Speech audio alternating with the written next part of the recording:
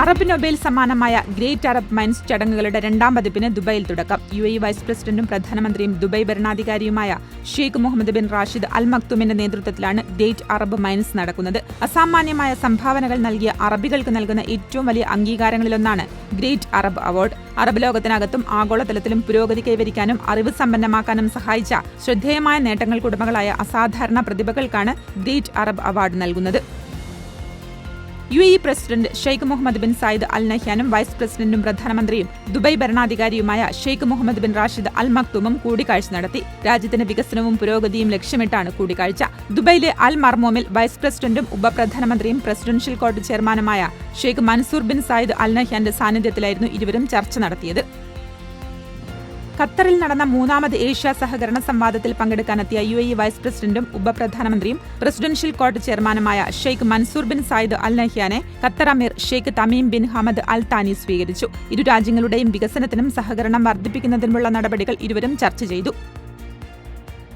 UAEയിൽ tele marketing നിയമം ലംഘിക്കുന്നവർക്കെതിരെ കടുത്ത നടപടിയുമായി telecommunications and digital government regulatory authority. സ്വകാര്യ നമ്പർ ടെലി മാർക്കറ്റിംഗിന് ഉപയോഗിച്ചതിന് 2000 പേർക്കെതിരെ അധികൃതർ നടപടി സ്വീകരിച്ചു. 1,50,000 ദിർഹം പിഴയും ലൈസൻസ് റദ്ദാക്കുന്നതുമാണ് ശിക്ഷ.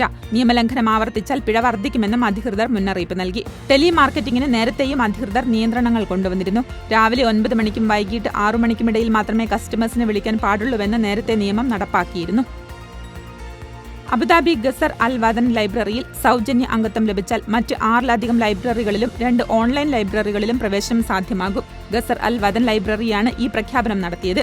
അറബിക് ലാംഗ്വേജ് സെന്ററിന്റെ ഭാഗമായ ലൈബ്രറിയിൽ ആജീവനാന്ത പ്രവേശനമാണ് പൗരന്മാർക്കും താമസക്കാർക്കും നൽകുന്നത്. ദിവസങ്ങൾക്ക് മുമ്പാണ് ഗസർ അൽ വദൻ ലൈബ്രറിയിൽ സൗജന്യ പ്രവേശനം അനുവദിച്ചത്. അബുദാബി കൾച്ചർ ആൻഡ് ടൂറിസം ഡിപ്പാർട്ട്മെന്റിന്റെ വെബ്സൈറ്റ് വഴിയാണ് മെമ്പർഷിപ്പിനായി രജിസ്റ്റർ ചെയ്യേണ്ടത്. മയക്കുമരുന്ന് ഉപയോഗിച്ച് വാഹനമോടിച്ച ഡ്രൈവർക്ക് 1,00,000 ദിർഹം പിഴയും തടവും ശിക്ഷ വിധിച്ച് ദുബായ് ട്രാഫിക് കോടതി. ഡേറ്റ് കഴിഞ്ഞ ഡ്രൈവിംഗ് ലൈസൻസ് ഉപയോഗിച്ചതിനും ഇൻഷുറൻസ് ഇല്ലാത്ത വാഹനം ഓടിച്ചതിനും ഉൾപ്പെടെ കുറ്റകൃത്യങ്ങൾക്കാണ് ശിക്ഷ ലഭിച്ചത്. ഗുരുതരമായ ഗതാഗത ലംഘനങ്ങളും മയക്കുമരുന്നുമായി ബന്ധപ്പെട്ട കുറ്റകൃത്യങ്ങളും ഇതിലുൾപ്പെടും. കുറ്റക്കാരന്റെ ഡ്രൈവിംഗ് ലൈസൻസ് 1 വർഷത്തേക്ക് സസ്പെൻഡ് ചെയ്യാൻ കോടതി ഉത്തരവിട്ടു.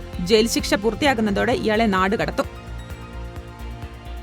നിഷ്ക മൊമെന്റ്സ് ജ്വല്ലറിയുടെ രണ്ടാമത് ഷോറൂം ലുലു അൽബർഷയിൽ ശനിയാഴ്ച രാവിലെ 10:30 സിനിമാ താരം വിദ്യാ ബാലൻ ഉദ്ഘാടനം ചെയ്യും. ഇന്ത്യയിലെ പ്രമുഖ ഹോസ്പിറ്റാലിറ്റി ഗ്രൂപ്പായ മോറി കാപ്പ് ഗ്രൂപ്പിന്റെ സംരംഭമാണിത്.